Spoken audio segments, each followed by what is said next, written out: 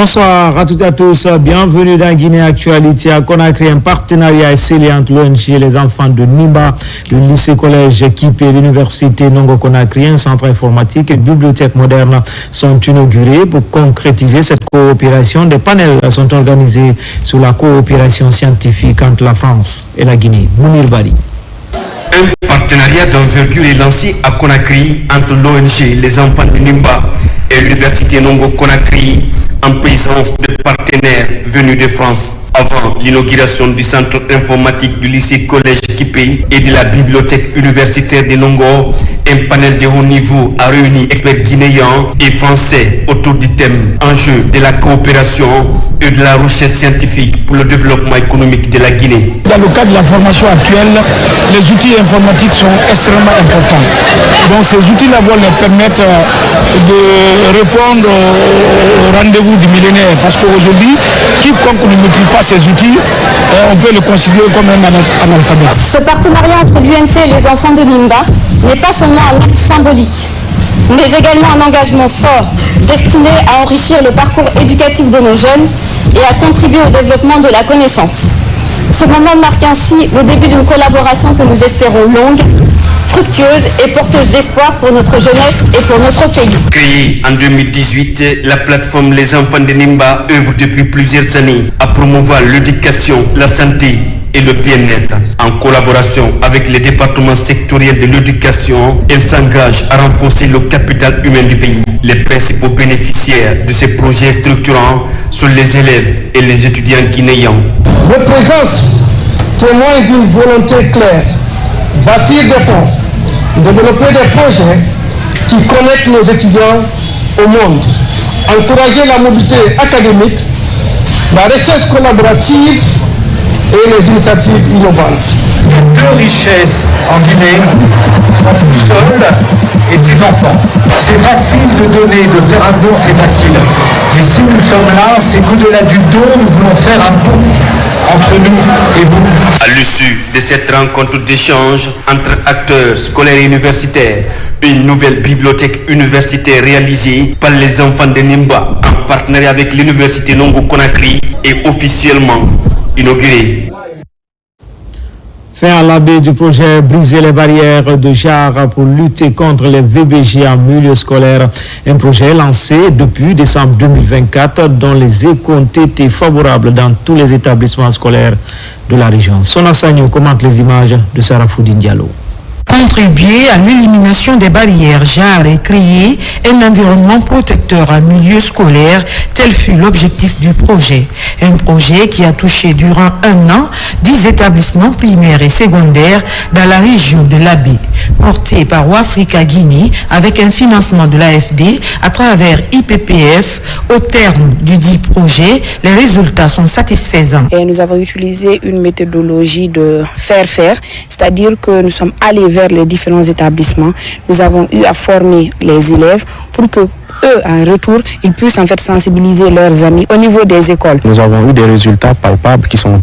Ça nous a permis de faire des causeries éducatives dans 10 établissements où nous avons touché environ 4700 élèves, plus des enseignants également, 176 enseignants ont été touchés. Mais au-delà de ça, il faut rappeler que 1200 personnes ont été touchées également à travers des dialogues communautaires. Avec une méthodologie impliquant tous les acteurs, l'appropriation du projet Briser les barrières de JAR pour lutter contre les VBG en milieu scolaire a abouti à la mise en place des comités de veille. On a suivi une formation de 3 jours qui nous a permis de comprendre comment défendre les VBG en milieu scolaire. Après la formation, ils nous ont remis des téléphones et des blocs-notes, là où on pourrait noter les cas de sensibilisation et de violence dans les écoles. Ces actions ont renforcé la sensibilisation, la prévention et la mobilisation de toutes les communautés éducatives. J'encourage fortement les structures de veille, les établissements scolaires ainsi que les leaders locaux à maintenir et à renforcer l'engagement démontré tout au long de ce projet. Initié en décembre 2024 par Ouafrica Guinée, le projet Briser les barrières de JAR pour lutter contre les VBG en milieu scolaire a contribué significativement au renforcement de la protection des élèves et à la promotion de l'égalité du genre dans les établissements scolaires de la région de l'Abbé. Autonomisation des femmes, l'ONG CEDAR outille les femmes en technique de saponification et de transformation des produits locaux. L'exercice concerne pour cette phase les femmes des communes de Ratoma et Dixine, une activité qui s'inscrit dans un programme social initié par l'organisation locale en faveur des personnes vulnérables que sont les femmes et les jeunes. Amadou Touré, Sédou Bassila. Offrir une nouvelle chance aux jeunes sur le marché de l'emploi à travers l'apprentissage des métiers et le soutien des initiatives de création de valeur ajoutée à travers la transformation des produits locaux est le but de l'ONG CEDAR, une structure de jeunes engagée à aider les diplômés sans emploi et les femmes à travers la saponification, la teinture, la manufacture et autres. Cette structure, nous l'avons créée notamment pour aider les femmes et les jeunes, afin de les former et pour les envoyer sur le marché de l'emploi, et une façon aussi pour nous de créer de l'emploi afin qu'ils puissent subvenir à leurs besoins. C'est une ONG qui est là pour assister, mais aussi les personnes vulnérables, faire des projets, faire des sensibilisations. C'est une ONG également qui évolue dans le cadre de l'assainissement et de la formation. Au-delà de cet objectif, l'ONG CEDAR vise également à lutter contre la pauvreté à travers un accès facile à l'éducation, à la santé pour tous et la protection de l'environnement. Je souhaite que nous soyons soutenus par le gouvernement même, par le gouvernement des bonnes volontés, pour que nous puissions former des gens, comme ce qu'on a commencé, former des gens, former des cadres guinéens. Vraiment, c'est ce qui est à la base de tout. Ce groupe a été créé par 6 personnes, aujourd'hui qui est à 100 et quelques personnes. Et nous souhaitons que ça aille de l'avant pour qu'on ait des milliers et des milliers de personnes. Pour ça, on appelle tous les Guinéens de venir nous soutenir, de venir adhérer à CEDAR. Cette cérémonie de lancement officiel des activités de la Coalition pour la défense des acquis de la République CEDAR a aussi été une occasion pour les responsables de la structure de procéder à la remise des diplômes de formation à la première promotion formée en saponification, transformation des produits locaux, technique de création de l'emploi et leadership transformationnel. Des panafricaines se concertent pour appuyer les actrices du monde rural dans la région de Kindia. Le concept prend forme et corps avec le mouvement panafricain des femmes rurales. La structure vient de tenir son congrès dans la capitale des agrumes. Les détails avec Yaya Sila, Fanala Baya Kamara. Pour la première fois depuis sa création, le mouvement panafricain des femmes rurales s'est réuni à Kindia, capitale des agrumes. Ces femmes leaders, qui sont toutes responsables de groupements et associations de femmes évoluant du secteur rural, plaident pour une agriculture foncièrement agroécologique. Chaque année, les leaders du mouvement se rencontrent pour faire le bilan de nos activités, nous donner des conseils pour la mise des différentes activités et aussi les perspectives. Durant ces 6 prochains jours, les participants échangeront sur des approches concrètes basées sur la pratique agroécologique et les droits des femmes rurales, tels que la promotion des pratiques agricoles résilientes, la préservation de notre patrimoine semencière et nourricière. Rencontre d'échanges d'expériences et de plaidoyer pour une souveraineté sémencière différente de celle génétiquement modifiée. Ce sont entre autres questions des thèmes abordés. Depuis la création de notre mouvement Nous sommes la solution, elle s'est imposée comme un acteur de changement, un catalyseur d'initiatives citoyennes et une voix forte pour les femmes rurales. Nous avons sémé des idées, cultivé des projets et récolté des victoires, parfois modestes, parfois éclatantes, mais toujours porteuses d'espoir. Vous venez parler du panafricanisme chez nous, discuter sur le panafricanisme, sur le développement des femmes rurales. Ça nous intéresse à plus d'un titre. Nos pères fondateurs ont parlé du panafricanisme. Aujourd'hui, notre président, Mamadi Doumbouya, leur a emboîté le pas. Créé en 2011 par 12 associations, dont celle de la Guinée, Nous sommes la solution compte aujourd'hui plus de 800 associations de femmes rurales et leurs leaders touchant environ 200 000 membres. Des organisations de la société civile et autres acteurs sociaux organisent une série d'activités dans le Grand Conakry. L'idée de renforcer la quiétude sociale et accompagner la croissance économique, mais surtout contribuer à la restauration du couvert végétal. Mikini Moussa Kamara. Des initiatives se multiplient dans le Grand Conakry pour contribuer à la consolidation de la paix et la transformation économique de notre patrimoine commun. À Tombo, une rencontre a été organisée par la structure La Tribu des Inspirés. L'utilisation judicieuse du numérique est expliquée aux participants. Le numérique pour moi est l'avenir du business. Aujourd'hui, on ne peut pas communiquer, on ne peut pas faire des campagnes, on ne peut pas avoir cette visibilité et créer une alliance forte, impacter aussi ses consommateurs sans le digital. Bon, à la base, vous devrez savoir que nous sommes plus de 17 pays maintenant dans la tribu des Inspirés. Et nous nous sommes dit que ça fait plus d'une année et notre communauté évolue.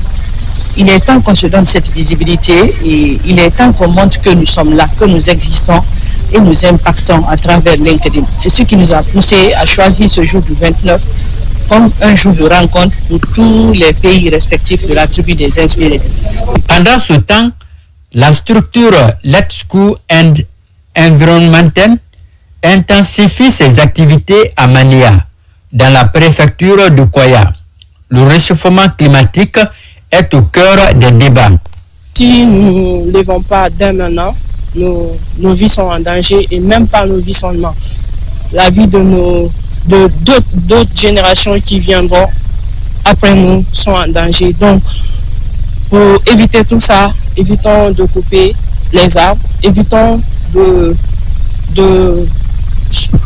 salir l'environnement. Quand l'environnement est sale petit à petit, ça meurt petit à petit aussi. À Kowa, parce que à date, presque nous sommes dans toutes les communes de Conakry, de le Grand Conakry. Donc nous voulons aller au-delà du Grand Conakry. Aujourd'hui, déjà, nous avons des représentants dans la préfecture, dans la région administrative de Kindia. Donc l'objectif, c'est de toucher presque toutes les localités de la République. La Fédération pour la renaissance de l'axe T7 Kagbele organise ce match de gala dans le but de promouvoir le vivre ensemble. Si nous sommes tous réunis ici aujourd'hui, c'est pour assister à un match de gala, pas comme les autres, car ce match de gala marque le lancement officiel de notre mouvement citoyen, dénommé Fédération pour la renaissance de l'axe T7 Kagbele. Comme le nom l'indique, le dit mouvement a pour but de fédérer tous les mouvements existants sur l'axe T7 Kagbele et qui œuvrent sur le chantier de la paix et de la cohésion sociale. À la tannerie, une nuit est dédiée à l'unité nationale, une conception de Banfele Communication en synergie avec l'orchestre de Mamadi Sidimi. Un événement soutenu par la fondation Adja Islam Baldé pour la. Des prières pour la paix et la cohésion sociale, c'est une initiative de la Fédération nationale des femmes religieuses de Guinée et l'ONG Bendougou. Principal objectif, sensibiliser les citoyens pour des élections apaisées sans violence en Guinée. Nabila Moussa Kamara. À près d'un mois de l'élection présidentielle du 28 décembre 2025, une journée de lecture du Saint-Coran est organisée conjointement par la Fédération nationale des femmes religieuses de Guinée et l'ONG Bendougou. Objectif, sensibiliser les citoyens sur les notions de la paix afin que cette échéance présidentielle se déroule dans les meilleures conditions. Nous partons vers les élections. Nous les femmes, au lieu de sortir danser dans les rues, on a dit nous, Notre fédération ne sort pas danser dans les rues. Cette fois-ci, nous allons implorer Dieu dans les mosquées. Et c'est la première fois. Nous allons faire ça dans plusieurs mosquées jusqu'à ce que Dieu nous entende et exauce nos vœux. On a compris que les Guinéens veulent la paix. Et sans la paix, on ne peut rien. Je lance un appel solennel à tout le monde de se donner la main pour qu'on puisse aller aux élections dans la paix et la cohésion. Ici, à la mosquée Elhadji Fofana de Matoto, cette cérémonie de lecture du Saint-Coran a réuni les chefs religieux et les responsables de la coalition des femmes et plusieurs cadres de l'administration publique. Tous implorent la grâce divine pour la réussite du scrutin présidentiel en Guinée. Nous sommes en droite ligne vers les élections présidentielles, surtout la présidentielle qui est déjà fixée, la date du 28 décembre. Nous avons grand espoir qu'avec toutes ces prières formulées par les femmes, qu'il y aura la paix. Et c'est pour ça que nous sommes là en tant que représentation nationale pour soutenir l'initiative de ces femmes. Dans cette quête d'une stabilité durable, d'autres journées de lecture du Saint-Coran sont prévues dans les prochains mois à travers d'autres quartiers pour intensifier cette dynamique de paix à toutes les 13 communes de Conakry. Enfin, le chef de l'État vient d'offrir un transformateur de 160 kVA à la population de Wonkifon Plateau, préfecture de Koya. Ce geste du président Mamadi Doumbouya vient en appui aux actions déjà entreprises par un autre citoyen de la localité, Marie-Noël Tono.